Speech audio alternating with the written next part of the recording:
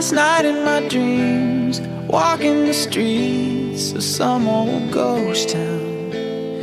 I tried to believe in God and James Dean, but Hollywood sold out. Saw all of the saints lock up the gates I could not enter. Walked into the flames, called out your name, but there was no answer. And now I know my heart is a ghost town.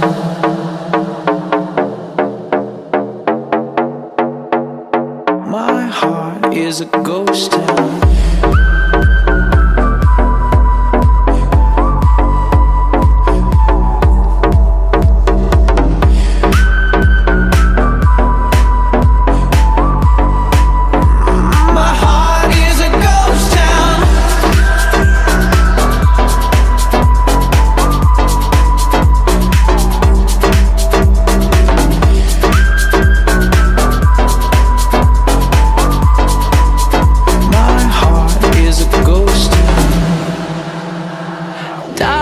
Last night in my dreams, all the machines had been disconnected.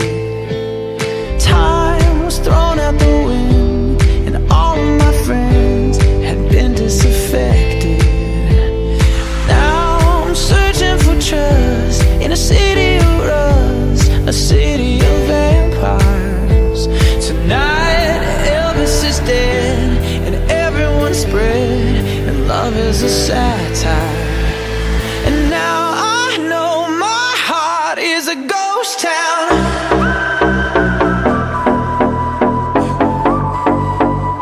My heart is a ghost town. Ooh, my heart is a ghost town.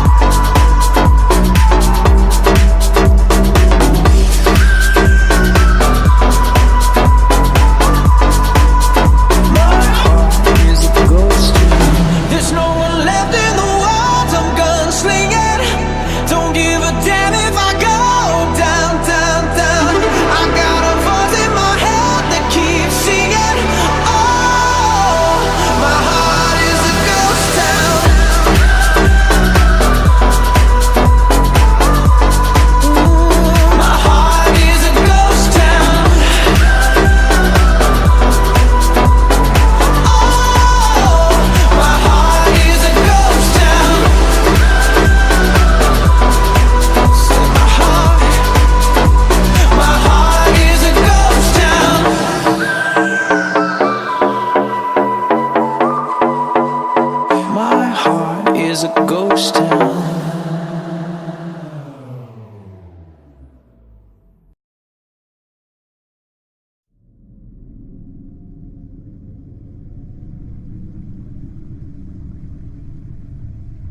If you do not do what you are told to do, when you're told to do it, you will be punished. Do you understand? Aye, sir! If you leave my base without proper authorization, I will hunt you down and throw your ass in jail. Do you understand? Aye, sir! I can't hear you! Aye, sir! Scream it! Aye, sir! Your ass belongs to me now! Aye, sir!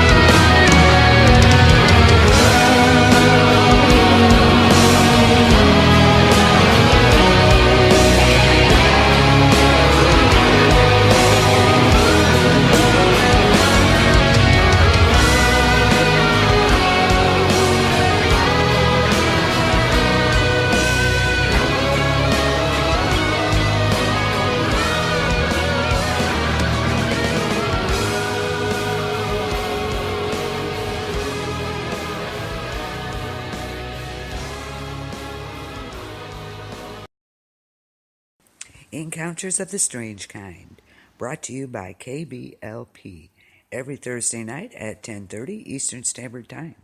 Do you believe? We discuss all things strange and unusual, and sometimes just downright creepy. Ghosts, demons, mystics, tarot, giants, spirit animals and guides, skinwalkers. Stop by and let me know your experiences and your opinions. And as we all know, the truth is out there.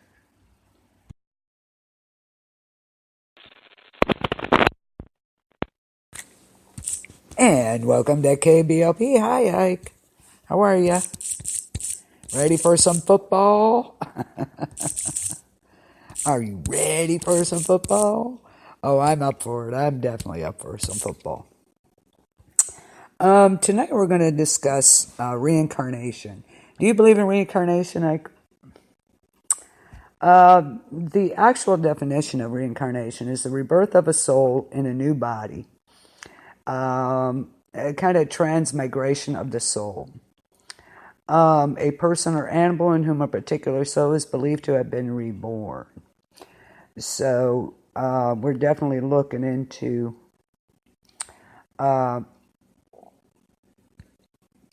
this tonight. You don't know? Do you ever have that? You get that feeling of deja vu that you've done something before, but then you stop and like you're not sure how it ends. I've caught myself a few times doing that. Like you're doing something, you're like, I know this, but you quite don't know how it's going to turn out. It's like that's not part of it.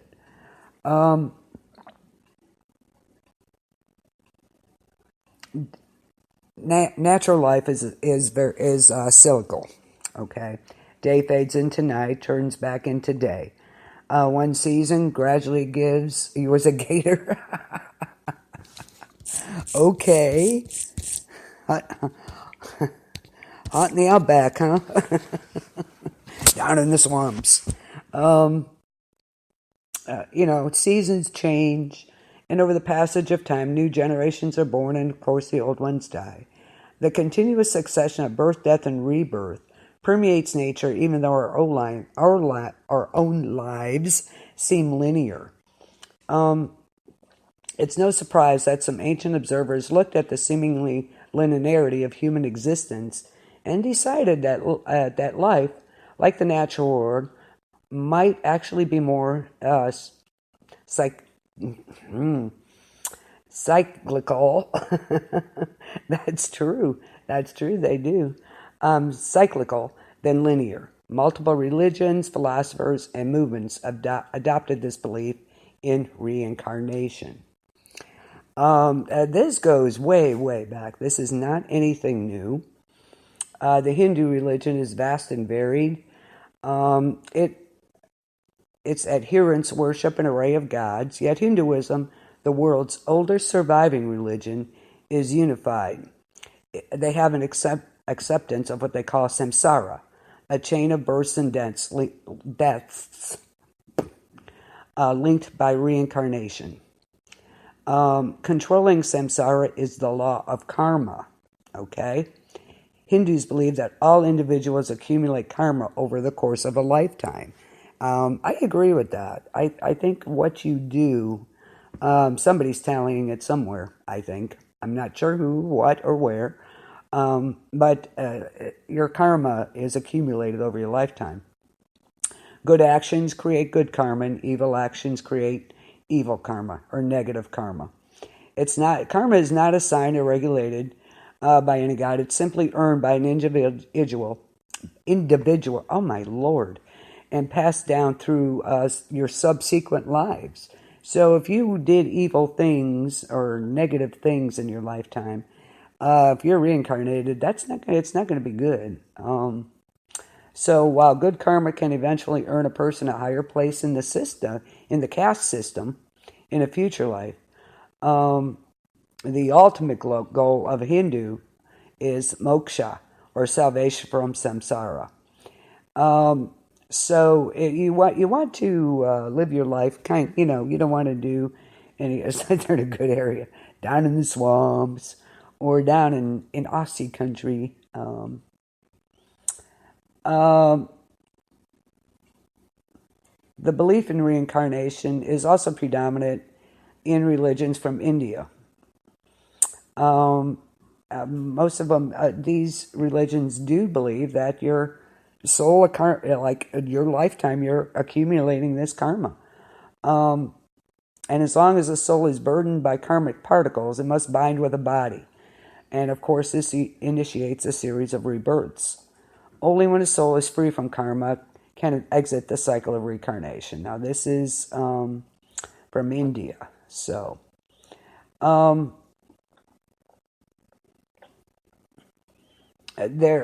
both religions believe that you're accumulating karma in your lifetime.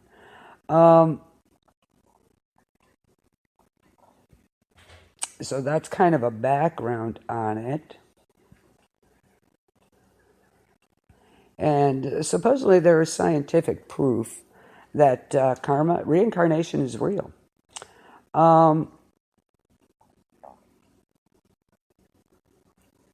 many scientists, of course, would dispel that notion of reincarnation as a myth, there are some credible experts out there who believe it is a genuine phenomenon. Reincarnation is generally a religious concept that implies that upon a select few's death, their soul, mind, or conscience is transferred to a newborn. It sounds like stuff of fantasy, but some scientists do believe this is a feasible concept. Dr. Ian Stevenson, he's former professor of psychiatry at the University of Virginia, so dedicated the majority of his career to finding evidence of reincarnation until his death in 2007. Dr. Stevenson claims to have found over 3,000 examples of reincarnation during his time, which he shared with the scientific community. So,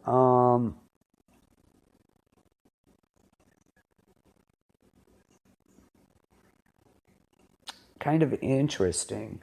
I think, what do you guys think? I kind of believe it is true.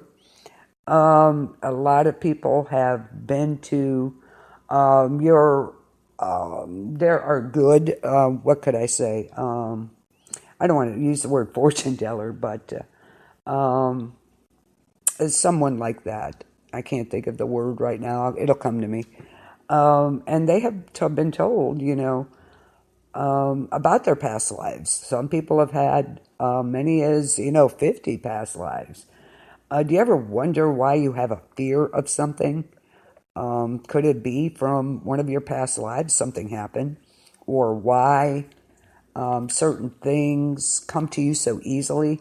Other things are hard? Could it come from your past lives?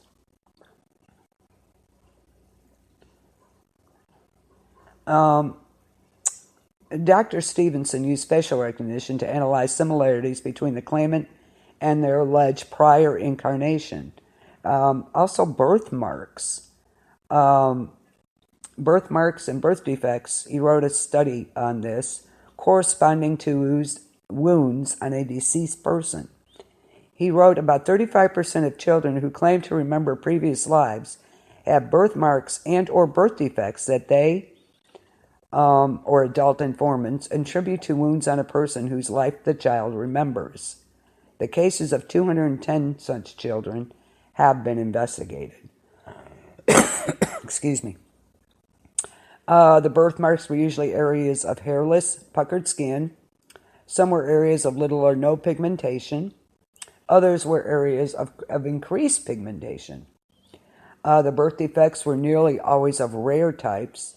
In cases which a deceased person was identified, the details of whose life unmistakably matched the child's statements. A close correspondence was nearly always found between the birthmarks or birth defects on the child and the wounds on the deceased person.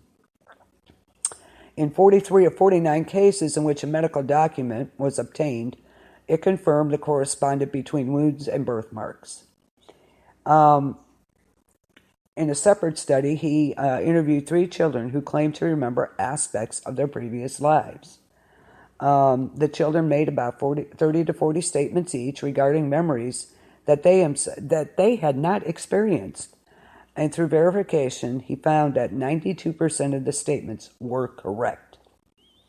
And he said it was possible in each case to find a family that had lost a member whose life corresponded to the children's statements. So there you go.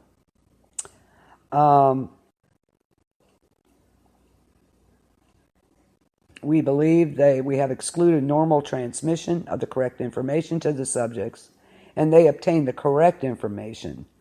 They showed about the concerned deceased person by some paranormal process, that they related to this deceased person somehow.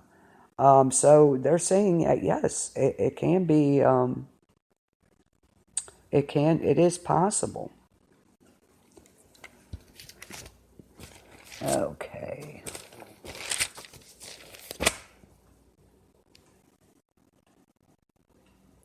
So there you go.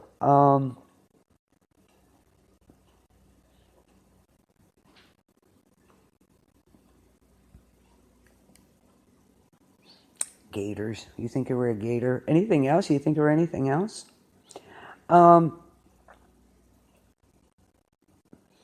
This is kind of related again, reincarnation karma. In 1901, at the age of 24, Edward Case gave one of his first readings on himself, diagnosing a health condition. But it wouldn't be until 1923 that the subject of reincarnation would be explored in a reading given to a printer from Ohio. It was during a set of philosophical questions that Casey first began to talk about reincarnation. And this led to an entirely new way of using Casey's abilities that came to be known as life readings. The subject was examined in extensive detail and would become the second major topic examined by the sleeping Case. Interestingly enough, while the concept mentioned in a prior reading was given as early as 1911, no one among Casey's associates was familiar with the idea, and the reference wasn't recognized for decades. The concept of reincarnation shocked and challenged Edgar Case and his family. They were deeply religious people doing the work to help others because that's what their faith taught. Yet reincarnation was not part of their reality. Yet the healings and help continued to come. So the Case family continued with the physical material, but cautiously reflected on the strange philosophical material. Ultimately, the Cases began to accept ideas. Not as reincarnation, Case preferred to call it the continuity of life. As a child, he began to read from the Bible front to back, and did so every year of his life. He felt that it contained much evidence that life is continual. And of course, reincarnation is a belief that each of us goes through a series of lifetimes for the purpose of spiritual growth and soul development. The past merely provided the framework of potentials and probabilities and an individual's choices. Actions and free will in the present determines the actual experience lived this time around. Rather than being a fatalistic approach, it is much more one of nearly limitless opportunities. Within this framework of lessons that need to be learned as the soul strives to meet itself is the central idea that the soul is constantly experiencing the consequences of its previous life, their previous choices. Another key from the readings is the idea of karma. The word karma is a Sanskrit term that means work, deed, or act. It has been interpreted to mean cause and effect also. Although the readings definitely agree with this concept, the most intriguing and unique contributions is the idea that karma can simply be defined as a memory. It is a pool of information that the subconscious draws upon, and you can use it in the present. It has elements that are positive as well as those which seem negative. For example, an immediate affinity toward an individual is as likely to be karmic as is an immediate animosity toward someone. So if you immediately like someone for some reason, it could be, just something about them maybe from your past life affecting it. Same goes if you really dislike a person upon meeting them for the first time. To be sure, the subconscious memory has an effect and influence on how we think, we react, what we choose, and even how we look. The component of free will is ever within our grasp, of course. Reincarnation is a concept that encompasses not only Eastern thought, but also all of the major religions of the world. It's a concept that can allow us to have more compassion for one another. We can begin to look at all facets of life purposefully. But it doesn't really matter if another individual believes or doubts the theory of rebirth. For some, it can be a helpful concept. For others, very confusing. And if you believe in incarnation, it's not so we can dwell upon the past or brag about having been someone famous. The wisest student of reincarnation knows we have all had incarnations in lowly and lofty circumstances. The purpose is summed up in one of Case's readings.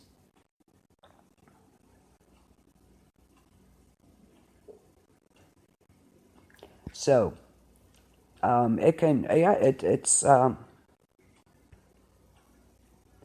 it's a cause and effect. It's memories.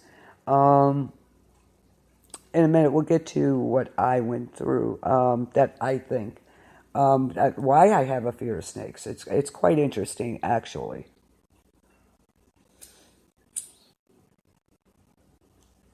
And of course, it has to do with a past life.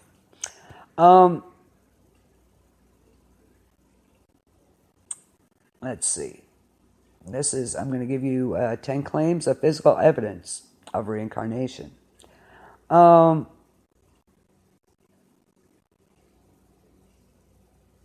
parts of Asia, tradition dictates that when a person dies, relatives will mark his or her body, often using soot, with the hope that the soul of the deceased will be reincarnated with the same family.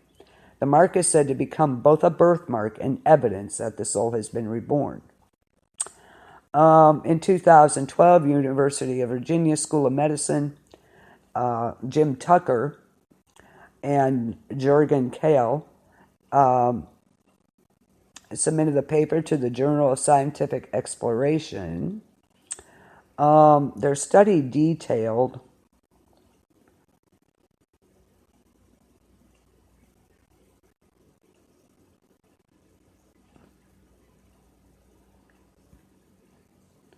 let's see, I lost my place.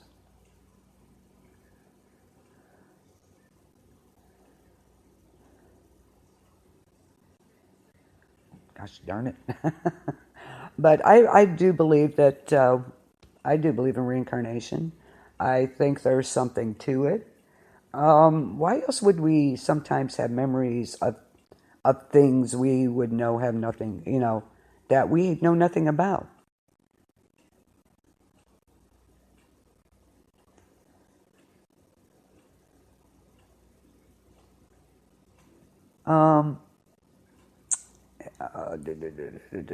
The study detail families with children.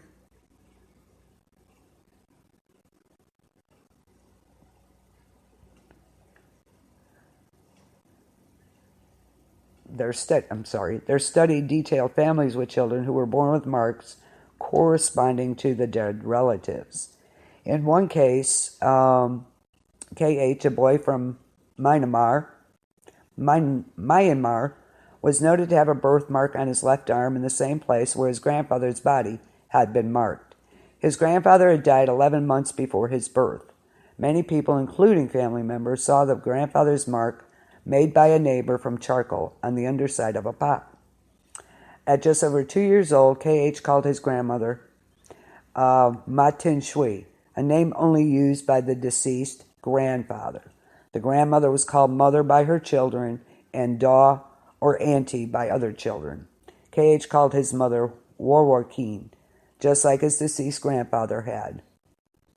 When KH's mother was pregnant, she dreamed of her father saying, "I want to live with you." The birthmark and the child's names for his loved ones definitely makes his family believe he's reincarnated. Ian Stevenson was a psychiatry professor from Virginia who focused on reincarnation. In 1933, he published a paper in the Journal of Scientific Exploration detailing birthmarks and birth defects seemingly linked to past life memories. In one case, a child in Turkey remembered the life of a man who was killed by a shotgun. Hospital records told of a man who had died after 6 days of injuries caused by a blast to the right side of his skull. The boy in question was born with a malformed ear and the underdevelopment of the right side of his face. This occurs roughly in 1 to 6,000 children. So they're saying that this is proof that of the reincarnation. So, I could go on about that, but I won't because I'm sure you don't want to hear me. What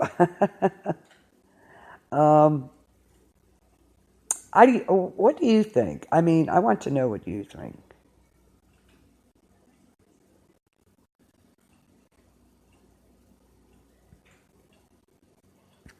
I want to know what you think about this. This was years ago. I'm not going to tell you how long because it's been a while.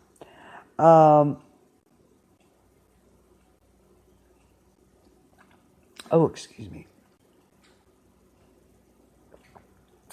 And I saw this older woman, and as she told me some things, and actually, what happened was I was at work, and I was waitressing, and this woman came in, and she sat at a table, of course, I waited on her. She jumped up from her seat and started talking in like, I don't know, it was a, not Arabic, but like Egyptian type language. And then in English, she said, "You were the number one to Cleopatra. You died with her." And kept on and on about things. And she goes, you were a princess during this time. So to me, that would explain a good deal about my fear of snakes. Because how did they die? They used the asps to kill themselves. So, hello, Dee. So this woman just kept on and on about me being this princess to Cleopatra, and but I basically died from a snake bite. So to me that explains a lot about why my fear of snakes. And also, I have a deep. I studied history in college. I mean, past history, the Egyptian times, the Roman times, of course. And all that is my favorite subject. It answers the question, why was I so fascinated with that? Well, apparently I was from that time at one point. So, I don't know. And, just things come back to you. So, what do you think, Dee?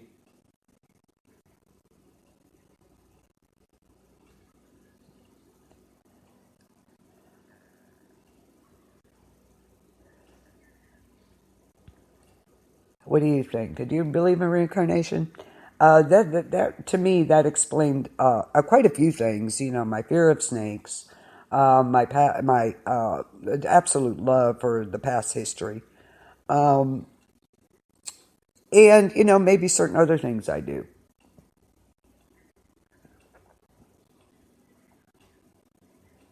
Do you think that your karma, you're accumulating karma over your lifetime, and then when you come back, do you believe that there's a place where your soul is waiting to be reborn? Interesting. Or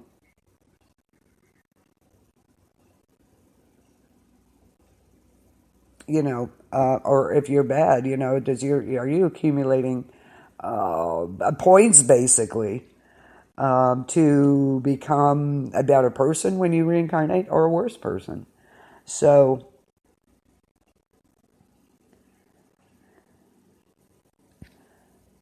there's a lot to think about there. But that, that's the only one I know about. I really haven't And I need to, and I would like to go back and see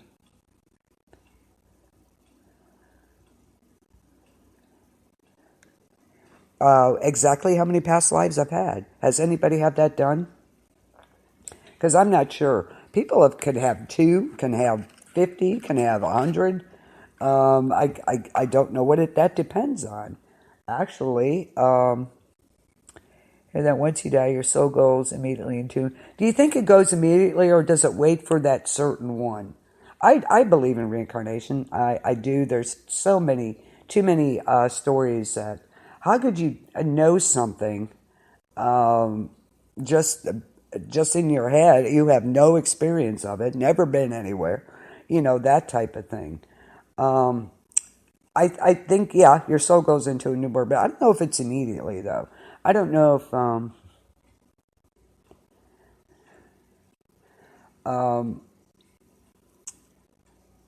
if it waits for the right one for you, or is it going to be part of your bloodline, or what happens there? But it would be interesting.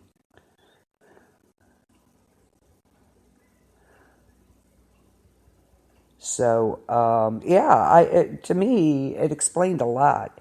Michelle, where are you? I wish you were here. I thought, I knew you had a story to tell. Um, who do you think you were in your past life? I was told that, and and that I didn't even go to this person. She showed up, to eat at the restaurant I was working at. So,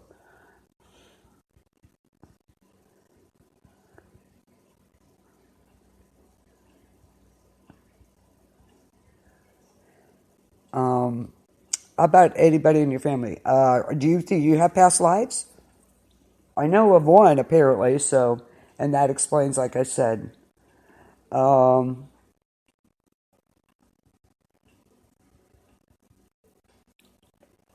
my passion for the past history. And that was my favorite, the mythology of the Greeks, the gods, the Roman, and the Egyptian gods and everything just fascinated me. And that explains that. So I think your soul goes somewhere. And I think it kind of waits for the right one for whatever reason. I don't think it goes immediately into newborn. I think it's like the right one. When the right one comes along, then your soul will enter it.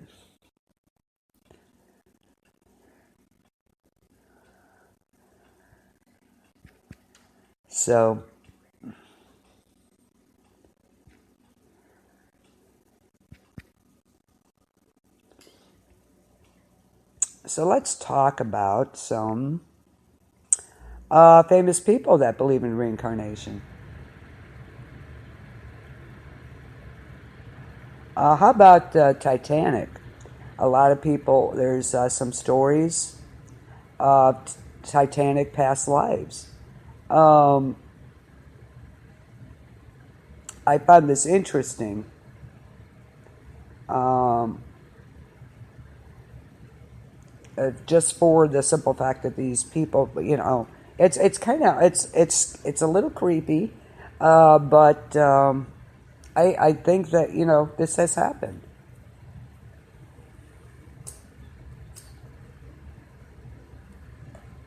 So, the Titanic past lives. Um,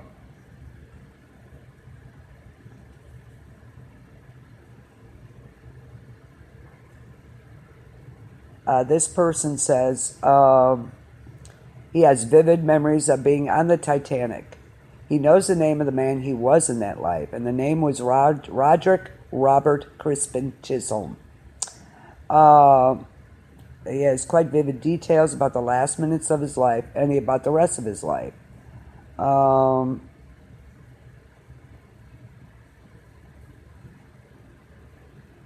he doesn't go into detail, but he,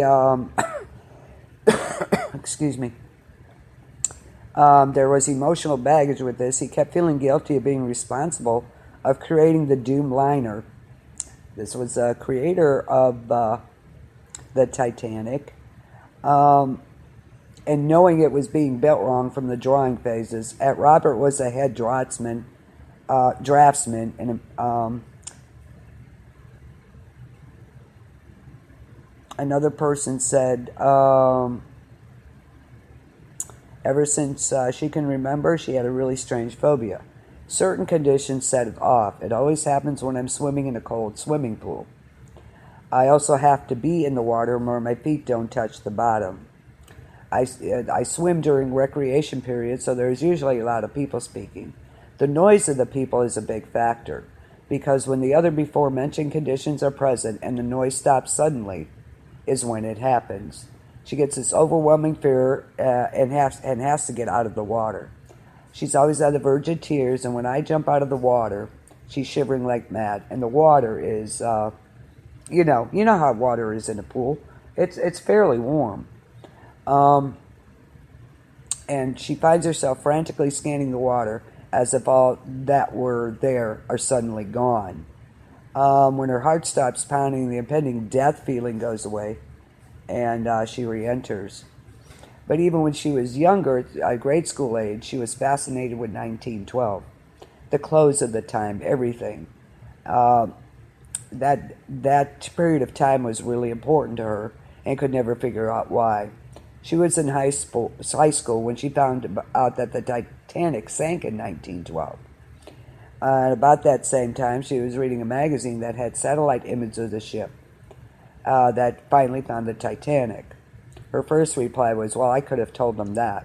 And before she realized what she said, her mom asked, what? And she still isn't sure of why that even came out. A couple of years later, she watched some interviews with some of the survivors. Some were recent recordings, other were recordings. I remember that show. Excuse me. She started to have the kind of reaction her dad had about Vietnam with PTSD. She finally knows she had some lives. With her son, too. He can't watch the Titanic, gives him nightmares. But horror films don't bother him. He refuses to take a shower. He refused to take a shower for the longest time because of the sound of the metal shower made when he bumped into the side.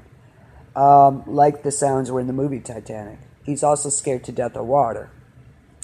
And her husband also has a fear of waves and refuses to go on a larger boat than a canoe in shallow water. Interesting. Let's see what Dee says. His mom told me what's that. We were playing around outside. There was a motorcycle coming down the road, and I ran toward the trailer, ripped the skirting off the side. Perfect army crawl under the house. You probably were. I'm fascinated with the another era. I love the old Hollywood era, the gowns, the music. I absolutely love it. I love the theater dining or music dining atmosphere. You go to a club. I love the clothes. I absolutely love it. I also fascinated with the gangster era. It's probably Bonnie. Who knows? But I think I'm going to find out, and when I do, I'll let you know. But I love that time, the flappers and all. I love the gangster cars. I really, really do. I want one. Someday I will have one. But these areas, certain eras, really, really fascinate me. And it's the clothes, the era, the music, everything going on. But I love old Hollywood type thing. The clubs and, like in New York, the dining, dancing type thing. I love it. I absolutely do. I love the old movies because I love watching that part of it. So,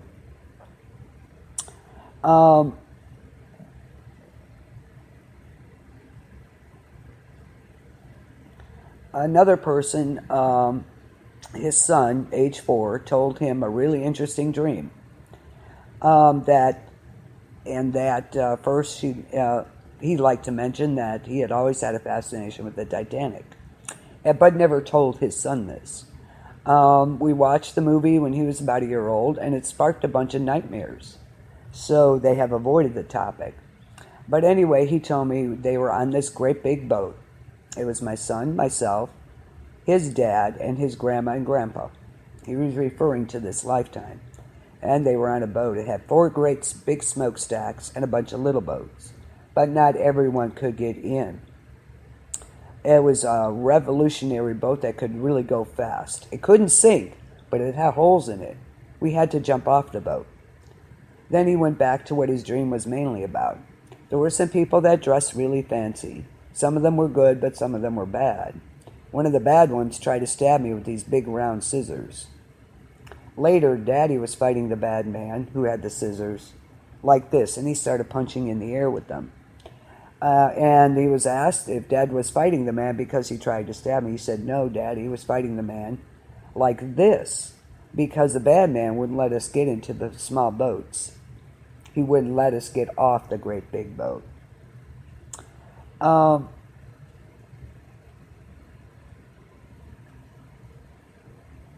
So, who knows? This one person said they have memories of being on the Titanic. And this woman says, I'm a little girl because I have to look up at everyone. Her parents are getting dressed in fancy clothes, and she's sitting on a bed in a frilly dress with a woman who is probably my nurse. She hears a baby crying in the background, and a woman walks into the room holding the baby, trying to get it to stop crying. Her mother motions for me to come, and I jump off the bed and run over to her. My dad picks her up and gives her a kiss on the cheek and puts me down. My mother grabs my hand, and we go to the dining room with my nurse following behind. They go into this dining room, and her parents show me some formally dressed people. A man with a mustache takes my hand and kisses it and says, such a pretty little girl. Someday you're going to make a man very happy. Then she's taken away by her nurse back to the stateroom. She wakes up in the middle of the night and hears 3 voices coming from the other room. My mother comes in and tells my nurse to put on my coat. We all walk to the deck, and there were lots of people up there. Her dad rushes off somewhere and says to get on a boat. We were put into a boat. A few minutes later, my mother is panicking and takes me out of the boat, and we rush to the other side, where we find my father. My mother's crying. Then all of a sudden, there are words coming out of my mouth. Mother, where is Trevor and Nurse Allie? She says she doesn't know, and my father takes us onto the promenade. We all stand there waiting while we walk outside, and there's complete chaos. People are trying to hold on to things, and the boat starts to tilt. My father grabs hold of my mother and I. I start to fall a little bit after that and slide into the water. She slides into the water, and it's really cold, and she starts to sink. My dress makes me float down slowly, and then it is all black. So I remember that show. There was a lot of people who said the reincarnation of people from the Titanic. It's really quite interesting.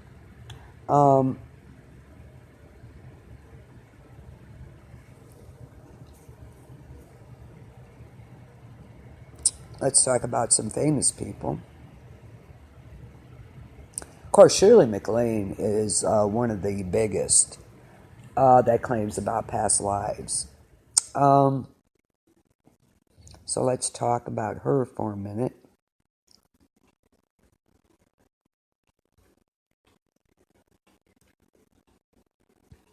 Shirley MacLaine. Yeah, do you remember when she came out with all that?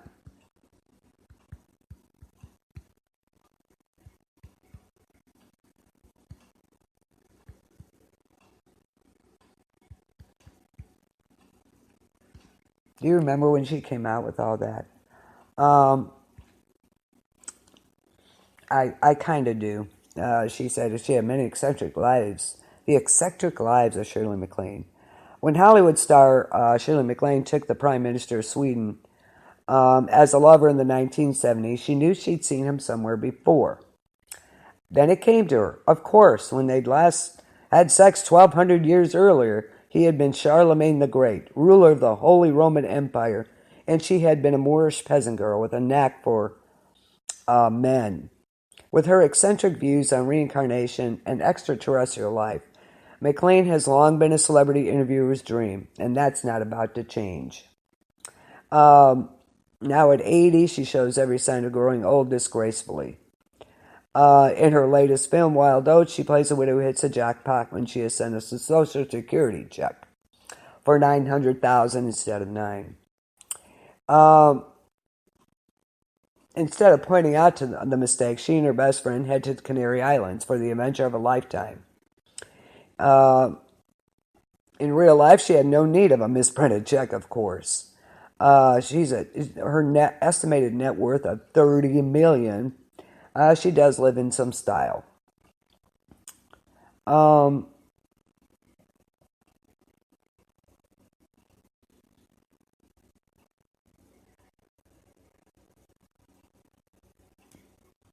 And of course, she fell in love with, she kept saying with, she fell in love with someone on every picture she ever made for 30 years.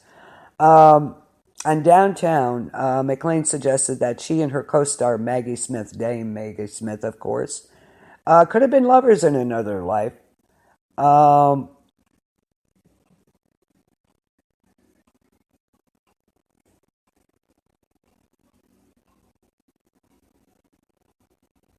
Let's see.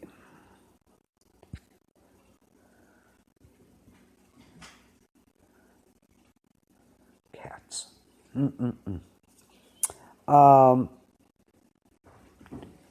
With her new book, or fairly new that she wrote, I'm all over that. She shared a lot of thoughts on reincarnation, and reveals several past lives that she's believed she's had. And she says one of the reasons she thinks reincarnation makes sense to her is because I understand how each one of us is so many people. When we open up and allow our soul's memory to emerge and express itself, we can be amazed at the talent for multiple personalities we each have. She doesn't mean multiple personalities coming out, of course. She means the experience that in the past lifetimes that equip our souls with memories and intuition that can't explain any other way. How do I know and recognize the streets and temples when I first went to India? Why did I find myself speaking Portuguese when I was in Brazil? When one understands karma, reincarnation, physical re-embodiment of the soul is paramount. What the soul sows, so it shall reap. That every human soul is in control of his or her destiny, depending on what each human needs to work on. The soul lives on, and the self continues.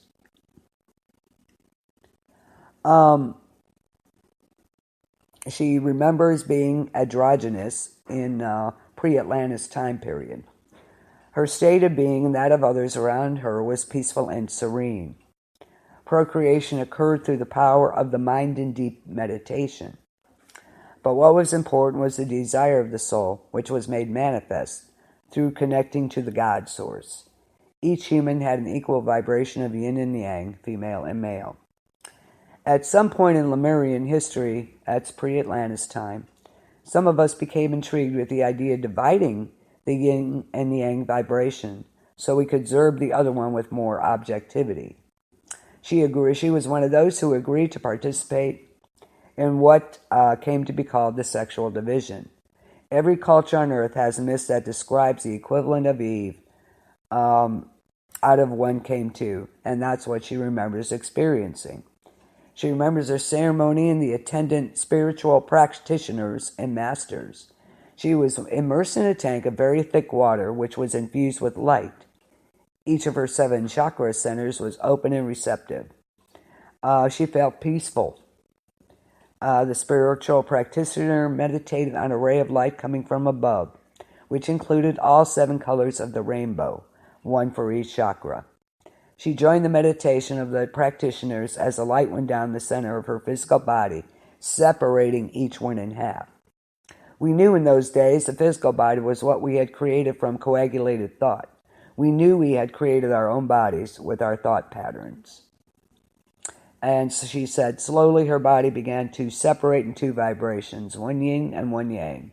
Each was equal to the other. She directed her soul to enter the female side of her separated body. On cue, my soulmate, who was present, entered the male side. The division was complete. Out of the I just said it too. Androgynous, I said it before. Body, 2 were born, 1 male, 1 female. From then on, she felt as a human being that I always looked for my other half.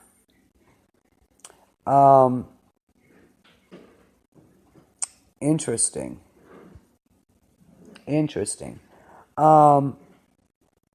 Harem. She thought she was in a harem. She had a past life experience as a harem girl in the home of a pasha in Turkey and became physically nauseous with the memory of her confinement and lack of freedom. She learned how the major religions intersect and witnessed Coptic Christians living peacefully with the Muslims. An entertainer.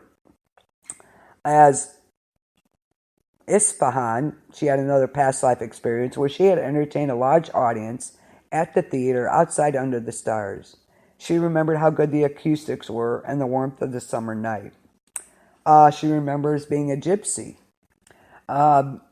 She remembered being a Muslim gypsy girl who had migrated from Morocco and was living with the Coptic Christians in the hills of Spain. She remembered a cross she wore, which, when she presented it, protected me from the Muslims and Christians alike. At one point in her present-day walk, she was guided to a jewelry store in a small village along the Camino. She looked in the window and saw the cross she remembered from several hundred years before. She went in and questioned the proprietor. He gave me the same information she remembered from the past life memory. It had belonged to a gypsy girl from Morocco, and she had used it for protection. She bought the cross, and she always takes it with her when she leaves home. So those were some of her past lives, which is quite interesting. So we're an hour into it. We're going to take a quick break. When we come back, we're going to talk about some major famous celebrities that have past lives. So,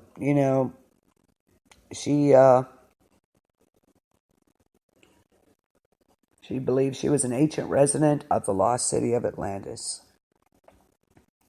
She may be in her 80s, but she said that her memory now stretches almost 2 million years into the past. Wow. So, we're going to take a quick break, and we'll be right back with more of Reincarnation.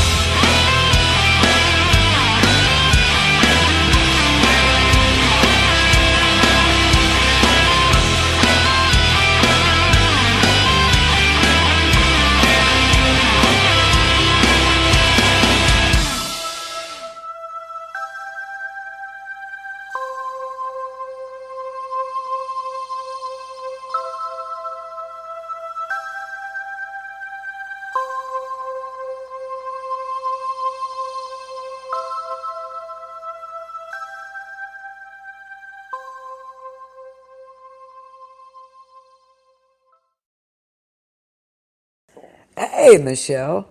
What's that? Oh, oh no.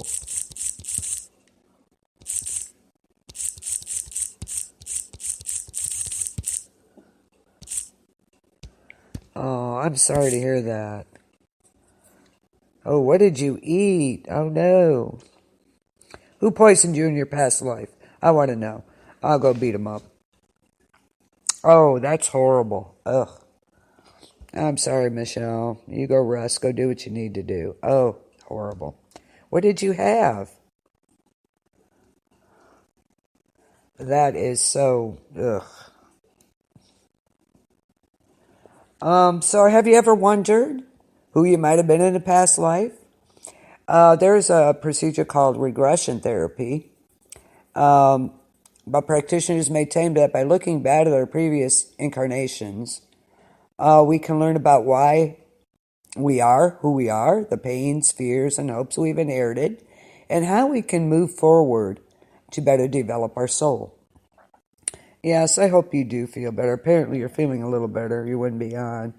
But you go, you rest, just listen. But anyway, celebrities aren't exempt from this philosophy. And of course, we have our past life and afterlife guru. We all know Sylvia Brown.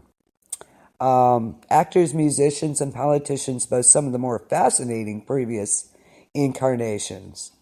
Number one of the ones she is Whitney Houston, and her number of lives, she had 19 past lives.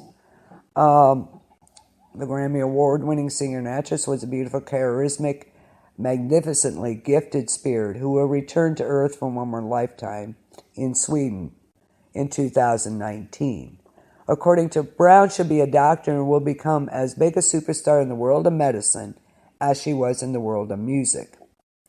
Inventing a revolutionary implant that will address the physical effects of substance abuse.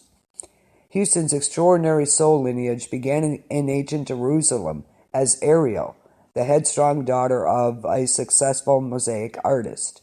Ariel's relatively fortunate life screeched to a halt one day when her ill father took his own life. She, of course, reeling from shock, Ariel walked the streets of Jerusalem, coming upon the scene of the three crucifixions. She raised her head and found herself transfixed by one of the men. That man, of course, being Christ.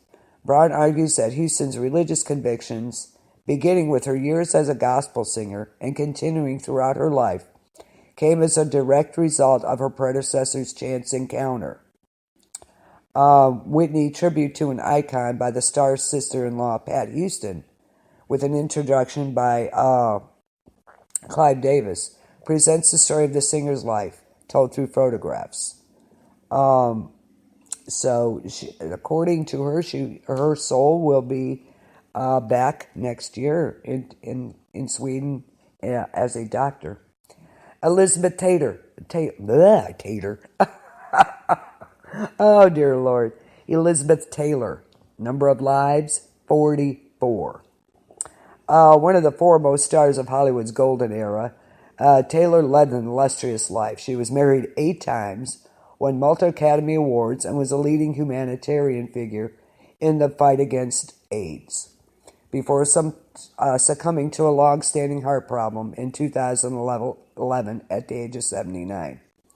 What fueled her larger-than-life extravagance? Of course, Sylvia Brown says Taylor's beauty, wisdom, and spiritual inclinations, she converted from Christian to Judaism, represents a sum total of 44 past lives. Her first incarnation was as a wealthy, religiously devout Babylonian woman named Anata, who lived in the 2nd century BC. And according to Brown, Taylor also lived as a Benedictine abbess in Switzerland in the 1500s and as a self-indulgent aristocrat on the periphery of Marie Antoinette's coterie in the late 1700s. But it wasn't until her latest and last life, as Elizabeth Taylor, Brown says, she finally found the balance she'd been seeking between the spiritual and the secular. Michael Jackson, number of lives, 9. Michael Jackson's past life may go some way towards explaining his Peter Pan syndrome. His latest and last incarnation was the only life in which he survived past 14. His first life was as the son of a royal courtesan in Burma around 100 BC, followed by 7 consecutive lives of poverty. Per Brown, 3 in Africa, 1 in El Salvador, 2 in the Middle East, and 1 in the Appalachian Mountains, all of which ended in early deaths from sickness or starvation. This mix of early wealth and repeat destitution, Brown says, it explains Jackson's extravagance and generosity, especially towards impoverished children. And if he seemed at times bizarrely youthful, Brown suggests it may be because he was descended from a soul lineage of perpetual adolescence. And she really ardently emphasized over and over again that he was not in this or any lifetime a pedophile. I don't think he was either, but anyway. So that explains a lot if you think about it. He never, in his past lives, he never reached past the age of 14. So Kurt Cobain, number of lives, 8. Grudge legend, Kurt Cobain's most recent life, of course, which ended in suicide in 1994, was only his 8th, says Brown, a pretty young soul. Cobain's first life took place in the early 1900s in Nebraska, where he was the son of a Christian minister and a homemaker whose marriage, despite promising early years, turned sour, a dynamic that echoed Cobain's own life, and it ended in the mysterious death of his mother. Brown suggests that painful memories from this first incarnation stayed with him, and many may explain some of the frustration and despair he felt. According to Brown, he's resting peacefully on the other side, planning his next incarnation. He was supposed to be born in China last year, so we shall see. Martin Luther King Jr., number of lives, 8. King spent 8 lifetimes on earth toward the perfection of his spirit, writes Brown. The past life most influential in forming the civil rights hero. According to Brown, this took place in Massachusetts in the 1700s. King's name was Thomas, and he was the son of an abusive hellfire and brimstone traveling minister, whose uncontrollable anger eventually led to the beating death of his brother Andrew. Shortly after this, Thomas left his family to study medicine. While his father's behavior initially turned Thomas away from religion, he renewed his faith as an adult, and found in it the strength to pursue his career as a doctor with avid dedication. Brown argues that King's strong faith and intolerance of injustice stemmed, in large part, from his experience as Thomas. Here's one, Marilyn Monroe, 18 lives. The general arc of Monroe's life, rocky childhood, unstable relationships, notable beauty, and a tendency to addiction, was a script oft repeated throughout her 18 incarnations, Brown says. One strikingly similar lifetime was that of Joanna, who lived in Portugal in the 1600s. Like Monroe, Joanna was born to a mentally ill parent and spent her childhood as an orphan in the care of others. At the age of 10, she was captured by a band of gypsies, with whom she remained for most of her teen and adult years. To earn money, she picked up minor skills such as fortune-telling and pickpocketing. But for the most part, her life was one of no structure, no love, no place to call home, and no pleasure that wasn't drug-induced. She was briefly rescued by a generous and caring uncle who, according to Brown, rejoined Monroe in her most recent lifetime as Joe DiMaggio, but soon returned to the gypsies and eventually died young from health issues brought on by opium withdrawal. All two similar problems persisted in her incarnation as Marilyn Monroe, which, according to Brown, was her last. How about Steve Jobs? 2 lives. See, it doesn't matter how many you've had. Steve Jobs, number of lives 2, once a genius, always a genius. According to Brown, the brain behind the world's biggest computer brand was incarnated only once before. As the 16th century Florentine mathematician and physicist Galileo. Oh, that, think about that. Really think about that. Excuse me. So, he was the 16th century Florentine mathematician and physicist Galileo. Aside from their visionary thinking, Galileo supported a heliocentric theory of the solar system, which was at the time deemed heresy, and also wrote a treatise on physics, Discourses, that later inspired Albert Einstein. Jobs and his predecessor shared other traits. They both incorporated an appreciation for aesthetics into their scientific pursuits. Galileo trained briefly as a painter, while Jobs' eye for design played a crucial role in Apple's success, and both their careers were cut short by illness. Unfortunately, Jobs won't be returning for another incarnation on Earth, says Brown, but he's not done moving mountains yet. According to Brown, he's already hard at work on the other side, infusing the results of his research and experiments, in this case, revolutionizing space travel, to be actualized by some of the greatest minds here on Earth. Wow, pretty cool. Now here's one, Winston Churchill, 51 lives.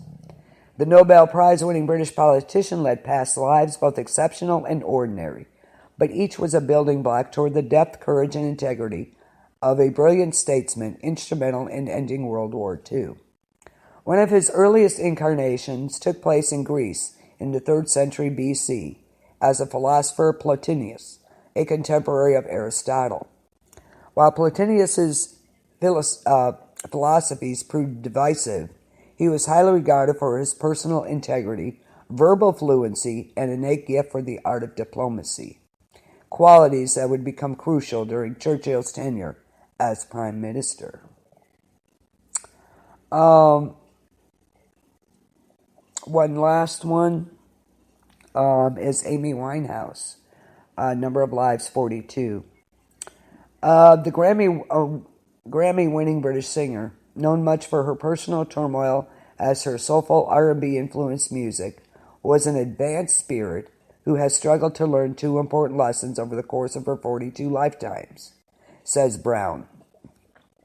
The first lesson is that she is indeed worthy of the best life has to offer. The second is that punishment, whether from outside influence or from herself, isn't an inevitable price of success. Two particularly brutal past lives cast a shadow over Winehouse, according to Brown. The first was as a slave in Haiti in the 1500s, named Matthias, who was executed after her plans to escape were discovered by her owners. The other was as an Hawaiian wife and mother named Haku, forced to leave her homeland and her beloved parents for Italy following religious persecution. These experiences, said Brown, These experiences, says Brown, instilled in Winehouse a profound dread and fear of happiness, which both fueled her art and proved to be her undoing. According to Brown, she'll be back for 2 more incarnations to complete her education on Earth. So those are some of the celebrities that Sylvia Brown has encountered and found out about their past lives. So, like I said before, have you ever just started doing something or thought of something which you have no idea where this came from, but you know it, and there's no disputing it? So,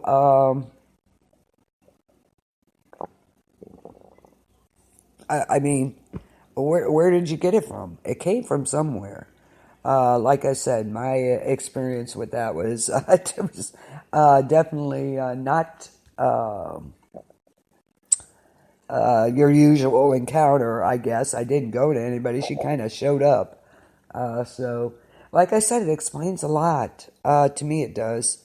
Like I said, my absolute love for the Roman history, Greek mythology, the Greek lifestyle, the Romans and all that, and the gangster era, And of course, like that, the golden age of Hollywood. I love that era. I love the dresses. I love this. I loved it all. So I do love it all. So who knows? Maybe I should go see somebody about this. Maybe. The notion of reincarnation is an alien concept to a lot of people. Their minds steeped in Christian tradition. But many have also come to accept it as accompanying doctrine of karma, as the most logic answer to the mystery of evil and human suffering. Included among the ranks of believers were such thinkers and geniuses as Mark Twain, Ralph Waldo Emerson, Walt Whitman, Henry Ford, and Albert Schweitzer. Some celebrated names don't just believe, they claim to recall previous lives. For instance, did you know that Napoleon was Charlemagne? The conqueror of Europe in the early 19th century, Napoleon Bonaparte fancied himself the heir of the Roman emperors. He quite consciously imitated the manners of the ancient empire.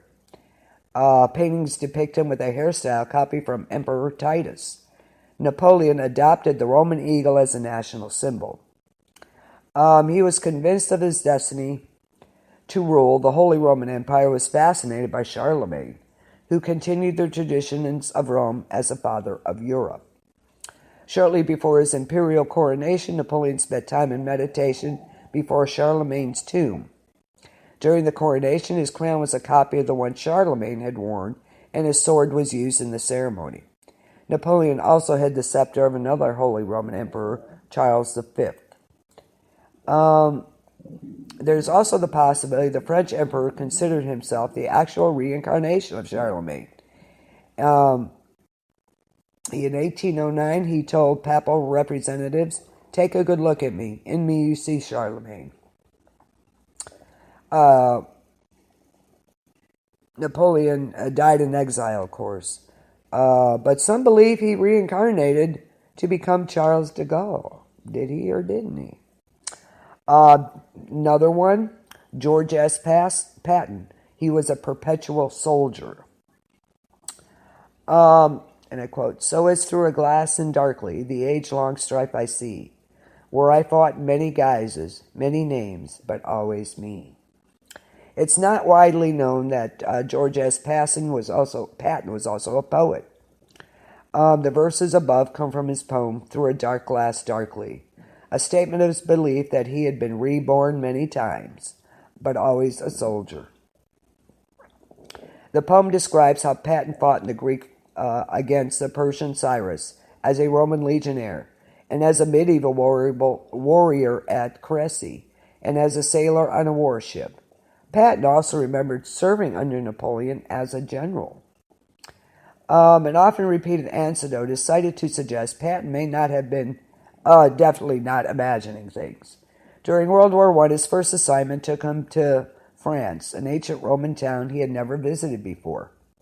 A French liaison officer offered to guide him around, but to his surprise, Patton said he knew the place quite well, and ended up giving the Frenchman a guided tour. Patton gave the exact directions to find the Roman amphitheater, the Forum, and the Temple to Mars and Apollo, despite some of the buildings no longer being in existence.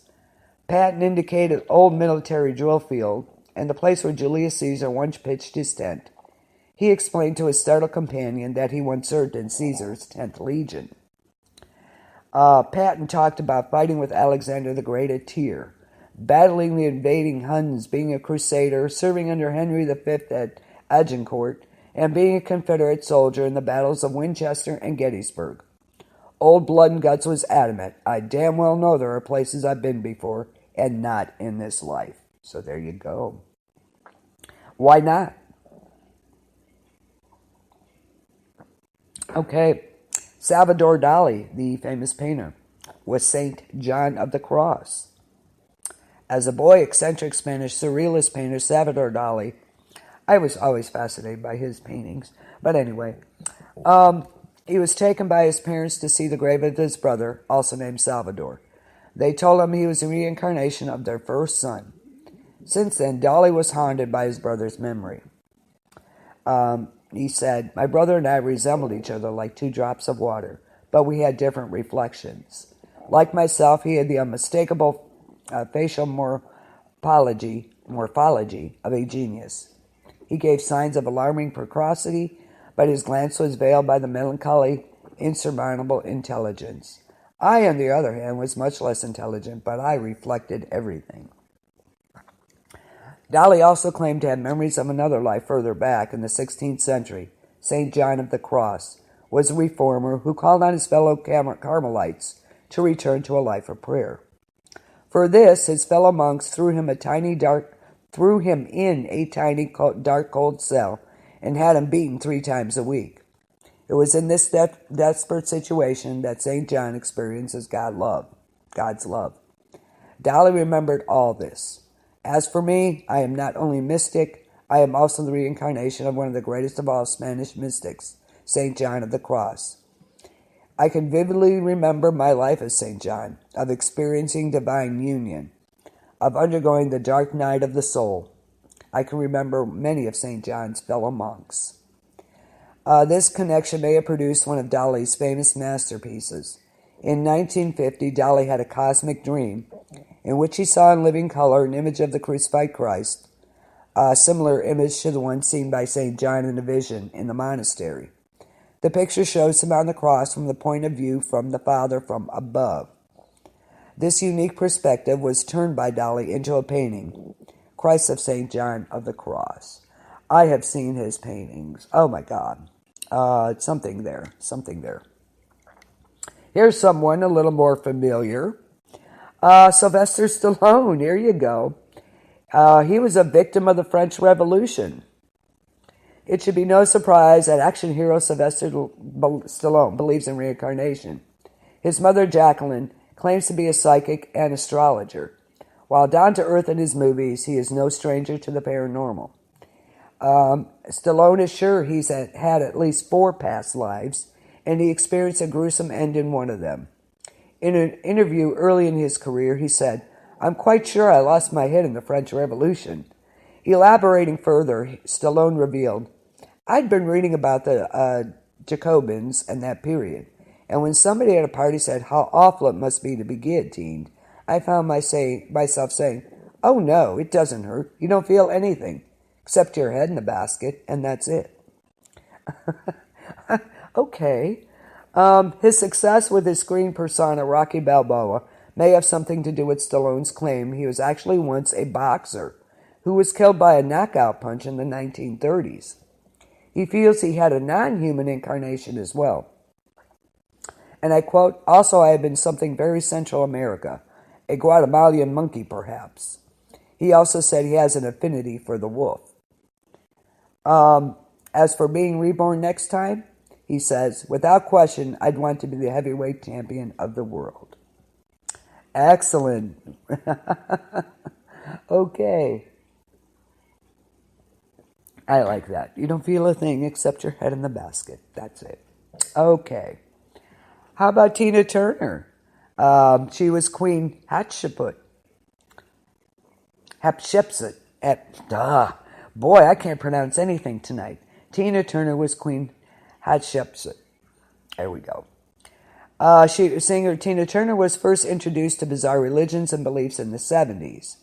In 1977, she visited a psychic named Carol Dreyer, who read her soul aura and told her she had a previous life in ancient Egypt. Dreyer said that Turner was in this lifetime working to redress the mistakes she made in that incarnation. Since then, Turner has been convinced she was once the female pharaoh Hatshepsut, who ruled in the 15th century BC. Turner was informed that ancient Egyptians believed that statues had the power of communication, and that Thutmose III broke the noses and mouths of his stepmother Hatshepsut's statues to silence her. She at once felt the connection. Her ex-husband Ike used to hit her on the mouth and nose. Turner thinks he was the reincarnation of the evil pharaoh Thutmose III, who was once perverted from taking power by Hatshepsut. Turner experiences a strange pull of Egypt. "I spent holidays there because I felt so strongly connected. That strange feeling of recognition became very strong when I was in Egypt at excavations and saw images of Amenhotep, a pharaoh from the 18th dynasty. Something strange happened to me. I knew that I was one of the portrayed figures, that I had lived there in that time. In her song, I Might Have Been Queen, Turner alludes to her reincarnation. Some of the music from that says, I'm a new pair of eyes every time I am born, an original mind because I just died, and I'm scanning the horizon for someone recognizing that I might have been queen. For every sun that sets, there is a new one dawning. Her conviction has erased her fear of death, and she says, I am very sure my spirit will live on in a different place, as it has lived many times before. So, this has been going on for quite a while, and even the celebrities. Like I said, I have a real strong pull with it, with Egypt myself. The history of it, the pharaohs, the queens, all that going on. I just love it. I love the Roman times also, and even before. Oh, here's one for you fans out there. Stevie Nicks was a monk. Okay. The lead singer of Fleetwood Mac moves in the magical world of angels, spirits, fairies, and witches. Stevie Nicks describes herself as spiritual and does not follow any religion. She is convinced that spiritual and magical forces are guiding her life and career. And she says, I love the mysterious, the fantastic. I like to look at things otherworldly and say, I wonder what goes on in there. Stevie is aware of her previous incarnation. She says, I think I was a monk in another life. I really do. In a 1982 interview, she said, I think I spent a lot of time in old churches like a monk. I'm very comfortable around that kind of music, with that kind of creeping around with being very quiet. In the present life, Stevie had studied in Catholic schools and loves the Gregorian chant, writing songs and chant structures herself. So there you go. She also feels she was once beheaded in another past life, and she attributes the weakness in her neck and her difficulties with holding her head up to this past life experience. But as with every believer in reincarnation, karma and the soul's upward progress are part of Nikki's view. I can't believe that the next life couldn't be better than this. If it isn't, I don't want to know about it. I think if you're reincarnated, you're probably reincarnated as many times as you want to come back, once you've cleaned up your karma, cleaned up your office. She's not quite open about her mystical side. She prefers not to talk much about her previous lives. I think that side of your consciousness, it's sort of its own thing, and I don't want to bring too much into this life. It's like a quiet inspiration. Her convictions have made her unafraid of death, but she strives to accomplish as much as she can before that happens. Will she reincarnate again? She says, see, I think you live on earth a certain number of times until you finish what it is you were meant to do. And then you go on. She says, I don't think I'll be back. I think I'm done. Wow. So there you go. Maybe we have things we need to finish we don't know about. Maybe that's why we are reincarnated. I think karma has a lot to do with it. But maybe you have unfinished business that you're supposed to accomplish. And you have these many lives to do that. Interesting theory. John Lennon was Jesus and Napoleon. Here we go. John Lennon says, I'm not afraid of death because I don't believe in it. It's just getting out of one car and into another. Thus did John Lennon of the Beatles hint at his belief in reincarnation. In 1968, Lennon called an emergency meeting of the Beatles at Apple Records in London. High on LSD, Lennon proceeded to reveal to the group he was Jesus Christ reincarnated. His saner companions intervened and prevented them from announcing it to the world. When the effect of the drug wore off, Lennon never mentioned the subject again. But even a sober John displayed a Christ complex. He saw a connection between Jesus' message and his own peace activism. We're trying to make Christ's message contemporary, Lennon said, of his bed-in for peace with Yoko Ono. In the famous refrain in the Ballad of John and Yoko, Lennon addresses Christ as if he was his twin, and depicts himself on the road to crucifixion too. In Lennon's controversial biography, The Lives of John Lennon, author Albert Goldman claimed that John also thought he and Yoko had been lovers in multiple past lives, and that they had once been Pharaoh and Queen in ancient Egypt. Touring the step pyramid at Saqqara, Lennon reportedly said, "This is a magical, magical place. I've been here before." And apparently he had once been Napoleon, and Yoko had once been Josephine. John was convinced he and Yoko were eternal soulmates, and a friend related that John alluded to Plato's myth in a conversation. "Before Yoko and I met, we were half a person. You know, there's an old myth about a person being one half and the other half being somewhere else, in the sky or somewhere, like a mirror image. But we were two halves, and now we are whole." So, John Lennon, interesting. Okay. How about Phil Collins? He was a defender of the Alamo. For a Briton, former Genesis frontman Phil Collins is strangely obsessed by the siege of the Alamo in far-off San Antonio, Texas. His interest is consuming. Before donating it to the Alamo, Collins had owned the largest private collection of artifacts and documents relating to the 1836 battle, in which the Mexican army virtually wiped out the American garrison. Something in the story strikes a chord in Collins, and a hint of psychic connection appeared while he was still a child. Phil used to play with his toy soldiers and reenact battles of the Alamo. Whenever he finished playing, Phil would have an inexplicable urge to burn his plastic soldiers. It was only many years later that he found out that Mexican General Santa Anna had ordered the bodies of the Texan defenders to be cremated. In the mid-90s, Collins' third wife gave him an old receipt for the horse, saddle, and bridle of John W. Smith as a gift.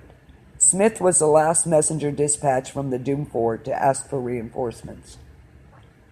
Collins was captivated by the receipt, and it became the first item in his collection. In 2009, at an Alamo celebration in San Antonio, a self-described spiritual clairvoyant named Carolyn Rain Foreman told Collins he had been John W. Smith in a past life. "I could feel there was something else with him," Rain Foreman explained, "a deeper connection. It made perfect sense that for somebody who grew up far away in England, there had to be something more driving him than just a casual interest." Collins also has photographs of the Alamo that show glowing orbs, considered by paranormal investigators to be manifestations of spirit energy. Collins confessed that the photos freaked him out. Together with the revelation of his identity as John W. Smith, Collins admits it's fascinating. I'm prepared to believe. I don't want to sound like a weirdo. I'm not Shirley MacLaine, but I'm prepared to believe. You've seen the pictures. You can't deny them. So therefore, it is a possibility. I was here. Interesting. Of all people, Phil Collins. Steven Seagal. Now, this doesn't surprise me because of a lot of his roles, but Steven Seagal was a Buddhist Lama in his past life. Action hero Steven Seagal has beaten, stabbed, and shot innumerable bad guys in such violent movies such as Hard to Kill and Under Siege. So people are naturally skeptical, but Seagal is recognized by the Buddhist community as the reincarnation of the 17th century translator and teacher. Oh, Lord. The mouth does not want to cooperate tonight. I gotta do my sinuses. Excuse me. People are naturally skeptical. Seagal is recognized by the Buddhist community as the reincarnation of the 17th century translator and teacher Tertan Shungrag Dorje.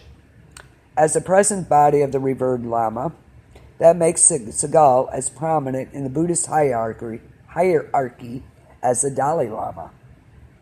Even from the age of 7, Seagal has been aware he was not of this cosmic realm. He immersed himself in Eastern wisdom and claimed to have the power of astral projection. And we discussed that at one point at one of the shows, astral projection. After a period in Japan, Seagal returned to the U.S. well-versed in Zen Buddhism and acupuncture. It became his mission to ease suffering and make the world a better place, to plant the seed into people's hearts. It's a little confusing that Seagal chose the medium of violent B-movies to spread his message, but of course, imaginative can uncover hidden metaphors buried beneath all the blood and bullets. And if you watch his movies, he's very, he doesn't want to fight. He's very calm. He just wants, everything to go well. And it doesn't, of course. Apparently, Seagal had passed the standard test of being able to identify the dead Lama's possessions. In February of 1997, I recognized my student, Steven Seagal, as a reincarnation of the treasure revealer, Chongdrag Dorje, proclaimed Tibetan spiritual leader, Rinpoche. Seagal was enthroned under a Bo tree in a Mahabodhi temple in India. The Bo tree is said to be the direct descendant of the one beneath which the Buddha achieved enlightenment. Even so, many are not convinced. Some have accused Seagal of bribing Penhar Rinpoche and other Buddhist leaders into recognizing him. Seagal, as befits an enlightened and all-compassionate being, dismisses the accusations with, whatever. And he says, whenever someone asks me if I am Tuklu, I have said, I don't believe it is very important who I was in my last lives. I think it is important what I do in this life. So if that means decimating more movie villains to spread the word of love and compassion for all sentenced beating, carry on, Lama Seagal, carry on. Okay, and of course we already talked about her, but we're going to talk about it again. Shirley MacLaine was a Lemurian. No discussion, of course, of reincarnation would be complete without mentioning actress Shirley MacLaine. Her eccentric views make her something of a crackpot, according to people, but Shirley never fails to intrigue. Her recent musings about karma and reincarnation have generated controversy in her book, What If? She rhetorically asks, what if most Holocaust victims were balancing their karma from ages before, when were the Roman soldiers, the Crusaders who murdered millions in the name of Christianity, soldiers with Hannibal, or those who stormed across the Near East with Alexander? The energy of killing is endless and will be experienced by the killer and the killee. And of course, she offended many people with that statement. As for her own past lives, MacLaine claims to have been, among other things, a Moorish peasant girl who had a relationship with Charlemagne, whom she recognized of having been reborn as Swedish Prime Minister. And that spirit of Charlemagne gets around, doesn't he? MacLaine also speaks of a life in the lost continent of Lemuria thousands of years ago. This is, of course, Atlantis. And we talked about her as being androgynous, etc., and separating the sexes. The sexes became separate. MacLaine continues so that one could contemplate the other more objectively. It was an experiment the Lemurians undertook, and MacLaine recalls having participated in it. From this experiment sprang world myths of female separating from male, as in the story of Eve being made from Adam's rib. So, what do you think? Did that convince you? Did any of this convince you that reincarnation is real? I think I've always believed that on a subconscious level. Like I said, when that woman jumped up and said, spoke in some language I don't know, but then in English said, you were a princess with Cleopatra. This is one of your past lives, and went on to say, da-da-da-da-da, and of course I died by snake bite. Good for me, right? Not.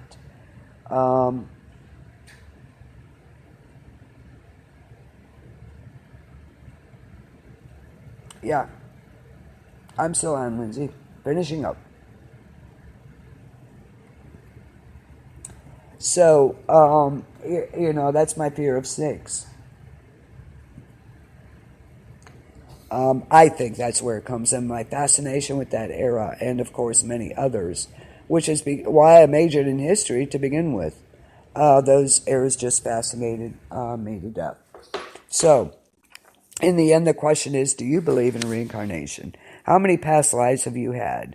Check and find out, because we'll come back and maybe discuss if you found out how many past lives you've had, if you've had any, or how many you're going to have.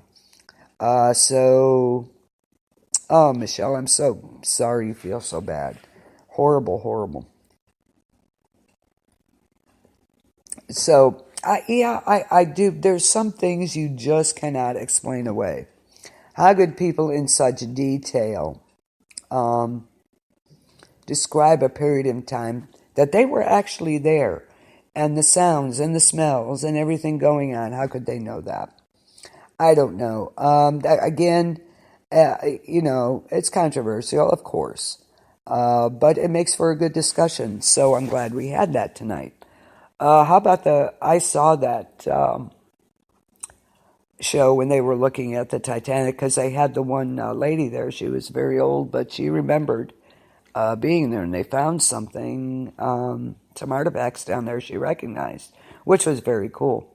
But then people were talking about how they were people in their past lives on the Titanic. How scary would that be? Or how scary, would you be knowing that, how you died in your past lives? Like Steven, some of them were beheaded. Okay. Sylvester Stallone for one. So, pretty interesting. We may have this discussion, again later. We'll delve into it a little more. So, thank you for joining me tonight and listening to me babble on. Appreciate it. I don't know if I could listen to me that long, but thank you for doing that.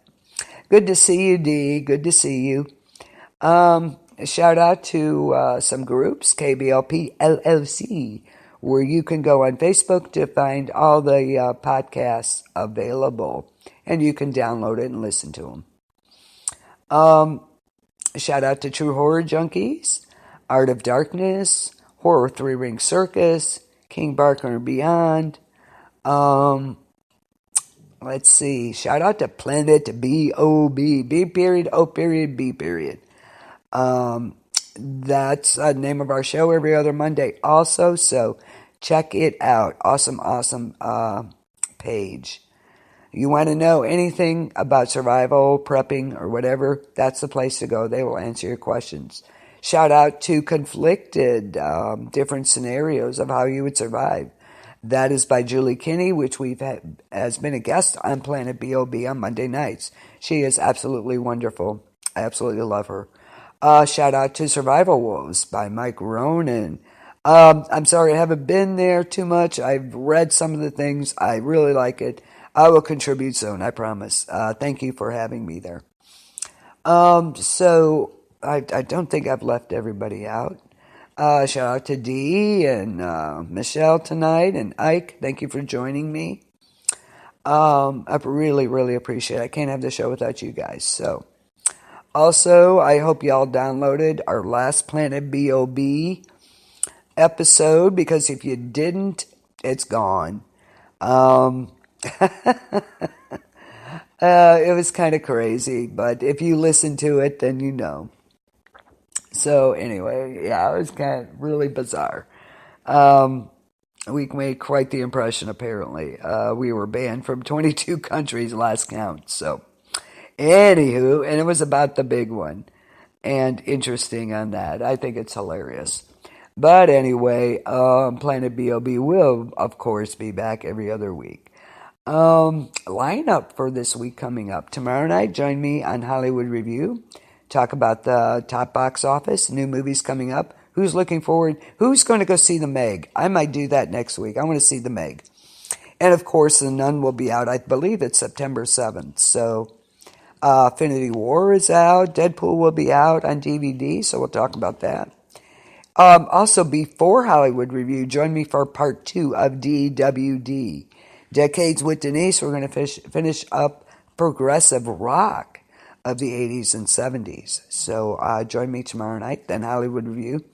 And then, of course, our favorite big freak, Chris Stevens, will be on with his Freaks in the Basement. Awesome show. You need to really listen to it. Great music. And the Freaks also usually make an appearance with cookies. So join him. I think Lolita's Jam is after me tonight. Lolita, I hope you're on. She's got some hip-hop music, underground and new artists, so check her out for sure. Then Saturday, our own Ike Diaz, Ike Dog, will be on with the Jam, and that's a party all night long on Saturday, guys. He plays music from A to Z, anything you can think of. So stop by and say hey. Don't forget, Fear the Walking Dead starts back up Sunday. I'm going to try and do a pre-show on Tuesday, catching everybody on up on the first half of the season and the characters that we have. And I know you just love John Dory with an I-E, not a Y. So there you go, Michelle. Hope you're feeling better. Oh my God, that's horrible. Let's see. So, and then Wednesday we'll have our return to Fear the Walking Dead. And then after the Fear the Walking Dead will be on Wednesdays. So looking forward to that. And don't forget AHS this year. Oh, that looks so good, Apocalypse. Y'all know what's going on, don't you? If not, you stay tuned and we will be having a show about AHS. I will bring that back. So lots of good things happening. Unchained should be back with Desiree. Awesome. Can't wait. And on Monday, sports will be starting. Are you ready for some football? You're darn right I am. I am so ready for football. So, yeah, preseason has started tonight. Browns play tonight, by the way, such as that is. But, yeah. Okay. Anyway, we're not going to go there. So I think we covered pretty much everything tonight. I hope that you found it interesting, if nothing else. So, again, thank you for being here. Not sure what I'm doing Sunday on DWD. We shall see. Might be a surprise. Also, Cover Wars finishing up tomorrow night. So, be sure to join the chat to vote on that, okay? We did Helter Skelter last night and Viva Las Vegas covers. Those were pretty interesting. So anyway, okay, y'all, have a good night. Thank you for being here. Peace out, y'all.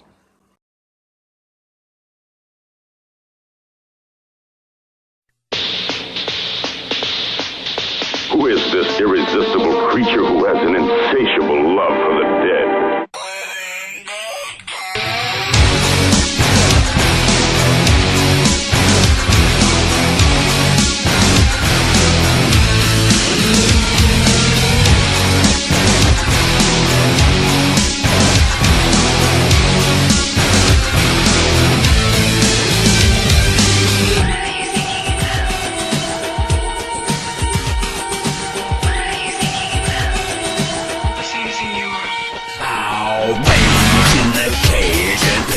Up on the stages, only one sole way to bring the giant down. On the strange cemetery things with a one flat foot on the devil's wings. Singing to me, dance from it, living girl, singing to me.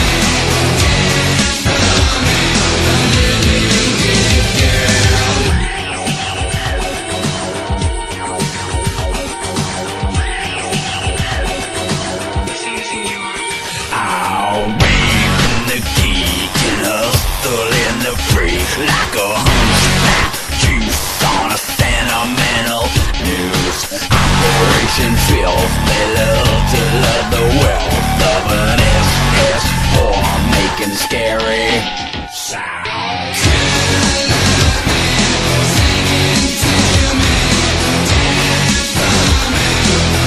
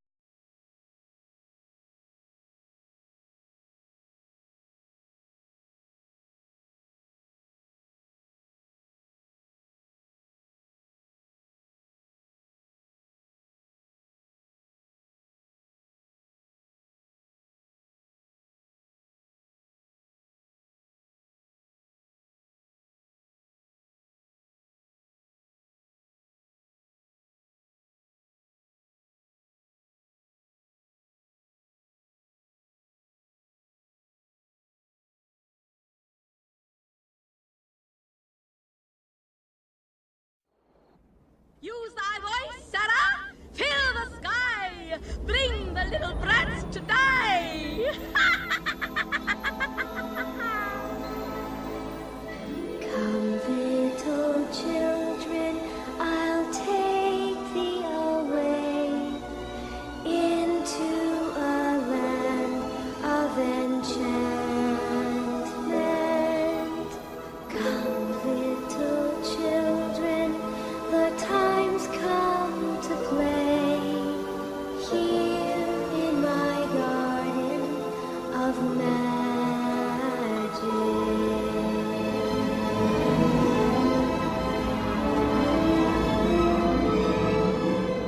Danny? Danny?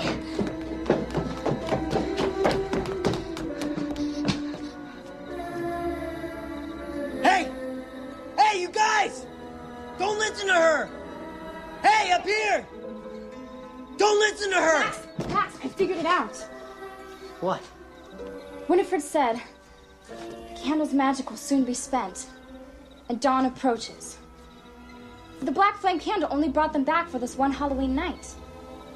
And unless they can steal the lives of children, when the sun comes up, they're dust. Yeah, but how can we make the sun come up? We've got Danny. We need a miracle.